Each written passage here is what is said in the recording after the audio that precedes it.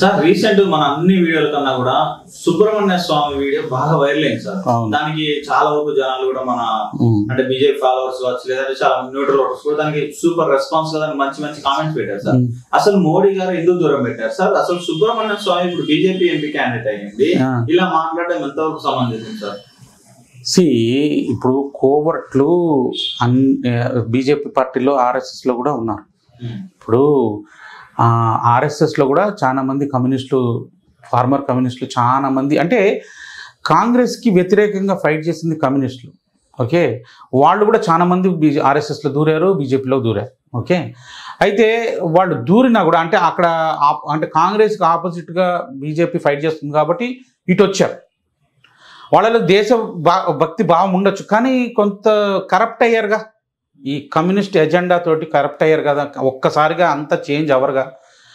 అట్లాగే ఈ సుబ్రహ్మణ్య స్వామి ఏంటంటే ఆయన ఒక ఇంటలెక్చువల్, ఓకే, హార్వర్డ్ ప్రొఫెసర్గా చేశాడు, ఐఐటికి ఇన్ఛార్జ్గా పోయాడు.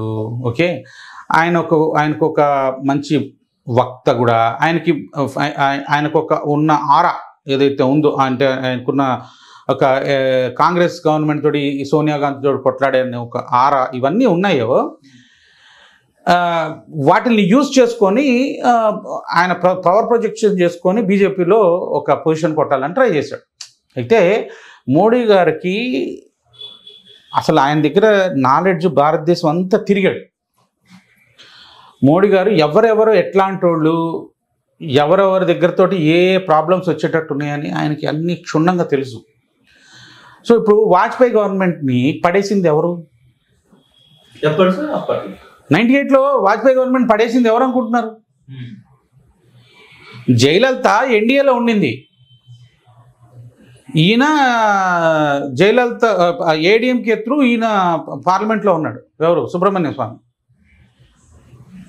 జయలలిత పార్టీని ఎగ్నెస్ట్ చేసి బీజేపీకి జయలలిత విత్డ్రా చేసుకుంటే గవర్నమెంట్ పడిపోయింది, వాజ్పేయి గవర్నమెంట్. దానికి సూత్రధారి ఈ క్యాండిడేట్ ఎవరు? సుబ్రహ్మణ్య స్వామి. మరి అన్ని తెలిసి మోడీ గారు ఎందుకు కంటిన్యూ చేస్తారు సార్ ఆయన్ని? కంటిన్యూ చేయాలి. ఇప్పుడు బీజేపీలో ఉండటం వేరు, ఆయన క్యాబినెట్లో ఉండటం వేరు. ఆయన రాజ్యసభలో ఉన్నాడు కదా, ఆయన ఎప్పుడో రాజ్యసభలో జాయిన్ అయ్యాడు. ఇప్పుడు మోడీ గారి కంటే ముందే ఆయన రాజ్యసభలో ఉన్నాడు బీజేపీ త్రూ. అంతకుముందు బీజేపీ ఆయన సెంటర్లో లేడు కదా, ఆయన స్టేట్లో ఉన్నాడు. జస్ట్ పక్కన పెట్టాడు అంతే. ఆయన ఏం చేశాడు, బయట ఉండి కూడా కాంగ్రెస్కి అగ్నెస్ట్గానే కదా, సోనియా గాంధీకి అగ్నెస్ట్గానే కదా మాట్లాడుతూ ఉంది. బయట ఉండి మాట్లాడుకోపో, గవర్నమెంట్లోకి వచ్చి నువ్వు డామినేట్ చేసి నీకు కావాల్సినట్టు పాలసీలు ఆయన చైనా ఫేవరెట్ క్యాండిడేట్. ఆయన చైనా సైడ్ మాట్లాడతాడు, ఆయన చైనీస్ వచ్చి ఆయన సొంతంగా చెప్తాడు, ఐఎమ్ ఫర్ చైనా. అసలు ఈ చైనాకి ఈ మన ఇది వచ్చింది కదా, మనకి ఫ్రీ ట్రేడ్ అగ్రిమెంట్ వచ్చినప్పుడు, గ్లోబలైజేషన్ అప్పుడు China is a developing country అని చెప్పని సర్టిఫికేట్ ఇచ్చింది ఈ క్యాండిడేటే. చైనాకి సపోర్ట్ చేశాడు.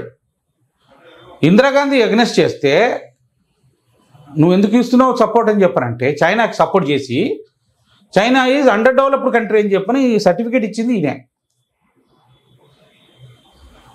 అంటే ఇండియా అండర్ డెవలప్డ్ కంట్రీని అట్లా సపోర్ట్ చేసి వాళ్ళకి మొత్తం ఈ గ్లోబలైజేషన్లో మ్యాక్సిమం బెనిఫిట్ చైనా ఒకటే పొందింది. అంటే China will produce, everybody has to consume.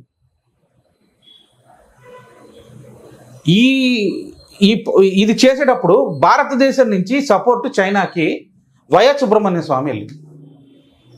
ఈ ఎట్లా నమ్ముతారు? ప్లస్ గవర్నమెంట్ను పడేశాడు అంటే ఏమాత్రం నమ్మచ్చు క్యాండి? ఒక సిట్టింగ్ గవర్నమెంట్నే పడేసిన తర్వాత నువ్వు ఎంత హిందుత్వ అన్నా కూడా నమ్ముతారా? మోడీ గారికి వీళ్ళ గురించి అన్నీ తెలుసు, అందుకనే ఆయన పక్కన పెట్టాడు. నేను చెప్పాను కదా, నా పర్సనల్ ఎక్స్పీరియన్స్ చెప్పాను కదా, పర్సనల్గా ఎక్స్పీరియన్స్. నేను ఆయన అమెరికాకు వస్తున్నాను అని అంటే ఆయన హోస్ట్ చేయడానికి కొంచెం పెద్ద కమ్యూనిటీ హాల్ పెద్దది తీసుకొని, రెంట్కి తీసుకొని మేము డబ్బులు కూడా కట్టేసాం.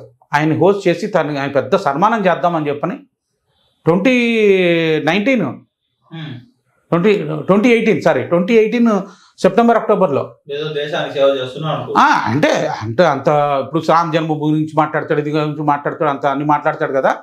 మనకు ఆ విషయాలన్నీ తెలియదు. ఓకే, అప్పుడు గవర్నమెంట్ పడేసాడని తెలుసు, కానీ ఈయన ఒక మంచి వక్త, ఆయన హార్వర్డ్ ప్రొఫెసరు, మన ఇండియను, అంత పెద్ద పర్సనాలిటీ వస్తుందంటే ఆయన ఏదో ఒకటి హానర్ చేద్దామని చెప్పని మా మినియాపోలిస్లో కన్ఫర్మ్ అయిపోయింది ఆయన ప్రోగ్రామ్. డల్లాస్కి వచ్చాడు, డల్లాస్ నుంచి మినియాపోలిస్కి రావాలి. ఆ ప్రోగ్రామ్ అంతా నేనే కండక్ట్ చేస్తా ఉన్నా. కానీ అనుకోకుండా రామ్ జన్మభూమిది ఫైనల్ హియరింగ్ వచ్చేసింది, డేట్ డిక్లేర్ అయిందని వచ్చింది. అనేటప్పటికి ఆయన డల్లాస్ నుంచి అటు మినసోటా క్యాన్సిల్ చేసుకొని వెళ్ళిపోయాడు. మళ్ళీ ఇంకోసారి వస్తాను అని చెప్పేసి. సో అప్పుడు మనకి ఈ విషయాలన్నీ తెలియదు.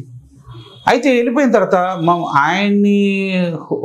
ఆయన పనులు చూసే, అమెరికాలో ఆయన్ని పనులు చూసే అతను నాకు ఎవరితోటైతే నేను కోఆర్డినేట్ చేశానో, ఆయన కొన్ని రోజుల తర్వాత మళ్ళీ ఎప్పుడు వస్తున్నారు సార్ అని చెప్పని అడిగితే ఆయన బోర్మని ఏడ్చాడు. ఎంత అన్యాయం చేశాడు, నేను అంత నా జీవితం అంతా ఆయనకి హెల్ప్, అమెరికా వచ్చినప్పుడల్లా నేను ఎంత హెల్ప్ చేసేవాడిని, ఎంత మోసం చేస్తాడు, ఏమైంది సార్ అని అంటే, నేను లిస్ట్ మొత్తం తీసుకెళ్ళి ఎంతమంది అన్య మతస్థులు ఈ తిరుమల దేవస్థానంలో పనిచేస్తున్నారని లిస్ట్ మొత్తం నేను పర్సనల్గా ఇస్తే ఆయన వచ్చి తిరుమలకు వచ్చి లోపలికి వెళ్ళి మాట్లాడుకొని వచ్చి లోపల ఎవరితోటో బయటకు వచ్చి మీడియాకి వచ్చి ఈ లిస్ట్ లేదు, ఏం లేదు, అసలు ఎవరు లేరు, ఇదంతా బోగస్ అని చెప్పేశాడు, నేను అక్కడ పక్కనే ఉంటే అని చెప్పారు. అని ఏడుతున్నాడు, బోర్ని ఏడుస్తున్నాడు. ఇప్పుడు ఆయన పక్క నుండి తిరిగే మనిషి ఈ రోజున, ఇది నా పర్సనల్ ఎక్స్పీరియన్స్. సో మనం అంటే లోపల ఏదో ఫైనాన్షియల్ బెనిఫిట్ తీసుకొని అప్పటి నుంచి కూడా మనం చూస్తూ ఉంటే, అబ్జర్వ్ చేస్తూ ఉంటే, అప్పటి నుంచి కూడా హిందువులకి అగెనెస్ట్గా ఏదన్నా ప్రచారం జరుగుతుంటే ఆంధ్రప్రదేశ్లో, అంటే హిందువులకి అగెనెస్ట్గా ఏదైనా జరిగితే, అంటే హిందువులు ఏదైనా ఆక్రోషం వచ్చి ఎవరన్నా ప్రొటెస్ట్లోకి వెళ్తే అదంతా ఏం లేదు, జగన్ ప్రభుత్వం ఏం చేయట్లేదు అని చెప్పేసి బయటకు వచ్చేసి చెప్పేస్తున్నాడు. సో ఎందుకు ఇట్లా చేస్తున్నాడు అని చెప్పని అనుకుంటే ఈ పాయింట్ నాకు కనెక్ట్ అవుతాం. సో అప్పటి నుంచి ఇది జరుగుతాం, అబ్జర్వ్ చేస్తాను. అంటే ఇప్పుడు మనం బయటకు వచ్చి ఎందుకు చెప్పాల్సి వస్తుందంటే, ఆ క్యాండిడేట్ బయటకు వచ్చి డైరెక్ట్గా మోడీ అసలు ప్రైమ్ మినిస్టర్గా ఇంకోసారి ఎన్నుకోకూడదు, అన్నీ ఫెయిల్ అయిపోయినాయి, జాబులు క్రియేట్ చేయలేదు, అది క్రియేట్ చేయలేదు, ఇది క్రియేట్ చేయలేదని తప్పుడు ప్రచారం చేస్తూ ఉన్నాడు. అందుకని నేను వచ్చి మాట్లాడాల్సి వస్తుంది. ఆ క్యాండిడేట్ పర్సనల్గా ఆయన గురించి చెప్పాల్సి వస్తుంది. నాకు తెలిసిన విషయం, పర్సనల్గా తెలిసిన విషయం కాదు నేను చెప్తా ఉన్నా. అంటే ఆయన మోడీ గారు ఎంత దూరం ఆలోచించి అందుకని ఆయన క్యాబినెట్ ఎంత, మోడీ గారి క్యాబినెట్ ఎవరన్నా పోనీ పెద్ద అందరికీ తెలిసిన ఫిగర్ని ఏమన్నా పెట్టుకున్నాడు, పాపులర్ ఫిగర్ని? మాస్ ఫిగర్లు ఎవరు లేరు కదా ఆయన క్యాబినెట్లో. ఎవరున్నారు మాస్ ఫిగర్స్? ఎవరున్నారా? ఆయన ఇచ్చిన పని వితౌట్ కరప్షన్ చేయకుండా చేసే క్యాండిడేట్లను పెట్టుకున్నాడు. ఒక్కొక్కళ్ళకి ఫుల్ లోడ్. మినిస్టర్లు, ఒక్కొక్క మినిస్టర్ దగ్గర 4-5 పోర్ట్ఫోలియోలు ఉన్నాయి, ఒకటి కూడా కాదు. అంటే ఇప్పుడు మామూలుగా ఏంది, జనాల్ని మంచిగా చేసుకోవాలి, అంటే వీళ్ళల్లో వ్యతిరేకత రాకూడదు ఎమ్మెల్యేలు ఎంపీల మీద మధ్యలో అని చెప్పని అందరికీ పోస్టులు ఇస్తారు మామూలుగా.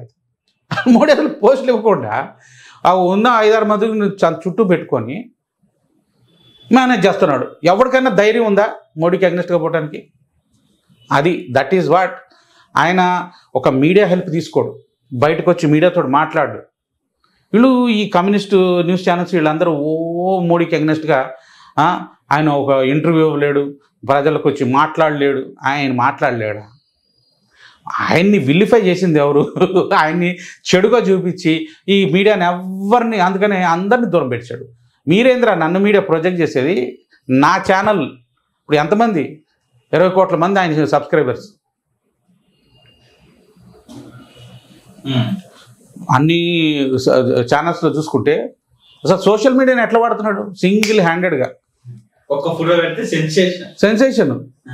ఒక దేశాన్ని పడేయాలంటే జస్ట్ వెళ్ళి ఒక ఫోటోషూట్ తీస్తున్నాడు, అక్కడ పార్లమెంట్లో గుద్దుకొని చేస్తున్నారు అక్కడ మాల్డీవ్స్లో, రైట్? సో చాలా జాగ్రత్త. ఇప్పుడు సుబ్రహ్మణ్య స్వామి ఒకటే కాదు, ఇప్పుడు అంతకుముందు ఫైనాన్స్ మినిస్టర్గా చేసిన యశ్వంత్ సిన్హా ఆయన్ని పక్కన పెట్టాడు, అరుణ్ షోరీ ఆయన్ని పక్కన పెట్టారు, తర్వాత సుప్రీంకోర్టు లాయరు పేరు జేత్మిలాని. హేమీలు ఎట్లాంటి వాళ్ళని వీళ్ళందరూ ఇప్పుడు బయటకు వచ్చి ఎట్లా మాట్లాడుతున్నారు వీళ్ళందరూ. అరుణ్ షోరీ అసలు హిందువులకి ఎంత పెద్ద ప్రాబ్లమ్స్ వచ్చాయని పుస్తకాలు రాశాడు. అట్లాంటి వాడు Modi is nothing but కవ్ and politics అని చెప్పని పుస్తకం రాశాడు. అంటే వ్యంగ్యంగా రాయటం అనమాట. వీళ్ళు ఇప్పుడు మాధవ్ ఉన్నాడు మన తెలుగు అతను, ఆయన మంచి పొజిషన్లో ఉన్నాడు బీజేపీలో. ఆయన ఉన్నారు కదా బీజేపీ సెక్రటరీగా కూడా చేశాడు. ఆయన పేరేంది? మురళీధర్ కాదు, ఇంకొక అతను ఉన్నాడు కదా మాధవ్ అని. ఆయన జస్ట్ ఆ పొజిషన్ నుంచి తీసేసి వెనక్కి వెళ్ళిపోవాలంటే నోరు మూసుకొని బయటకు వచ్చాడు. ఇప్పుడు మన మల్కజ్గిరి కోసం ఆయన కూడా ట్రై చేశాడు ఎంపీ సీట్కి. మురళీధర్ రావు గారు. సో ఆయన పేరు నాకు గుర్తురాట్లేదు, మాధవ్ అతని పేరు మాధవ్. ఇప్పుడు ఆయన ఆర్ఎస్ఎస్కి వెళ్ళిపోమని, ఆయన పొజిషన్ తీసేసి వెళ్ళిపోమంటే నోరు మూసుకొని వెళ్ళిపోయాడు.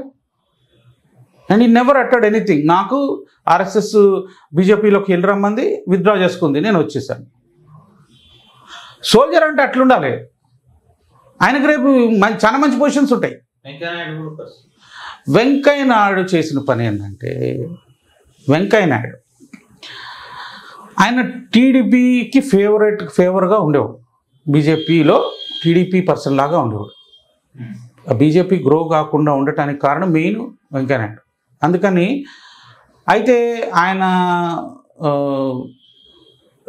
మోడీ గారితో రిలేషన్షిప్ ఉంది, అంటే ఎన్ని సంవత్సరాలు కలిసి పనిచేశారు కదా. సో ఇన్ని సంవత్సరాలు ఆయన ఆంధ్ర నుంచి సౌత్ నుంచి మనకి ఎక్కువ రిప్రజెంటేషన్ ఆయన రిప్రజెంట్ చేశాడు కాబట్టి ఆయనకి ఏది అంటే నెగిటివ్గా చేయకుండా ప్రమోషన్ ఇచ్చారు. టీడీపీతో ఎప్పుడైతే విభేదం వచ్చిందో ప్రమోట్ చేసి పక్కన పెట్టారు. That is the style of Modi. బేసికల్గా ప్రమోట్ చేసి పక్కన పెట్టి, ఇప్పుడు అందరికీ తెలుసు. ఇప్పుడు వీళ్ళు తెలుగుదేశం వాళ్ళందరూ ఒకటే కొట్టుకున్నది. ఆయన సీనియర్ కదా, ఇప్పుడు మోడీ గారి కంటే సీనియర్ ఆయన, ఇప్పుడు ఇప్పటి నుంచో ఉన్నాడు. సో వెంకయ్య నాయుడు గారిని పక్క పెట్టాడు అని చెప్పని అందుకని ఏడ్చేది ఈ తెలుగుదేశం కూడా. ఎందుకంటే ఆయన ఉన్నంతసేపు ఆయన ఏది చెప్తే అది బీజేపీలో ఆయన చేసేసుకునేవాడు. బీజేపీ ఇక్కడ గ్రో కాకుండా అయిపోయింది. అందుకనే ఇక్కడున్న ఆర్ఎస్ఎస్ వాళ్ళు అందరూ కూడా చాలామంది తెలుగుదేశంకి సపోర్ట్ చేస్తారు.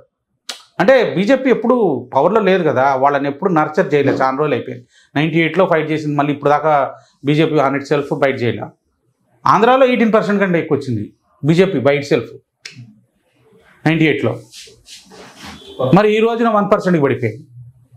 అంటే సపోర్టర్స్ లేరని కాదు, లాంగ్ టర్మ్ వాళ్ళని లీడర్షిప్ని నర్చర్ చేయకపోవటం వల్ల వచ్చిన విపత్తు. అయితే వెంకయ్య నాయుడు మీద అందరికీ గౌరవం ఉంటుంది, మంచి వక్త. ఆయన ఎప్పుడు దుర్భాషలు ఆడలేదు. ఏది చేసినా ఆయన స్క్రీన్ వెనక చేసేవాడు ఆయన బేసికల్గా. సో ఇప్పుడు మెయిన్ ఇప్పుడు చంద్రబాబుకి డైరెక్ట్ అతను ఓపెన్గా చెప్పారు కదా. ఆయన ఏం చెప్పారు, పర్సనల్ అటాక్కి పోవద్దు, ఏదైనా పొలిటికల్గా విభేదిస్తే విభేదించు, కానీ పర్సనల్ అటాక్కి వెళ్ళొద్దు అని చెప్పినా కూడా ఏం లేదు, ఆయన చేశాడని చెప్పినా ఆయనే చెప్తున్నాడు కదా. మనం చెప్పేది ఏం కదా. ఆయన ఇంటర్వ్యూలు ప్రతి నిమిషానికి వెళ్ళి వెంకయ్యనాయుడు గారు చెప్పిన విషయమే కదా. సో ఇప్పుడు దాన్నే ఇప్పుడు ఈ చంద్రబాబు ఇప్పుడు ఆయన చేసిన దాన్ని ఆయన రివర్స్ చేసుకోవడం బాధ్యత ఆయనకి, ఆయన చేతిలో ఉంది. మోడీ గారు ఏం చెప్పట్లా, నేను మంచోడిని నాకేయి, జగన్ కూడా తిట్టట్లా. ఏమన్నాడు సింపుల్గా, మంత్రులు చేసే పనులకి ఇసుకొచ్చిపోయింది జనాలకి అని అంటున్నాడు. కానీ జగన్ ఒక మాట అలా. That is plus for Jagan, right? అది ప్లస్ జగన్కి. సుబ్రహ్మణ్యం స్వామిది అంతే, ఇక అయిపోయింది. ఇక సుబ్రహ్మణ్యం స్వామి ఇక జీరో అయిపోయినట్టు. ఇక ఈసారితో ఆయనకి రాజ్యసభ సీట్ కూడా ఉండదు. అప్పుడు దాన్ని రెన్యూ చేయలేదు ఆయన రాజ్యసభ సీట్ని. Is nobody know. ఇంకా అందుకని ఇక బయటకు వచ్చి రోడ్డు మీదకి వచ్చి కుక్క కరించినట్టు అరుస్తున్నాడు. అంతే, ఏం లేదు, అయిపోయింది.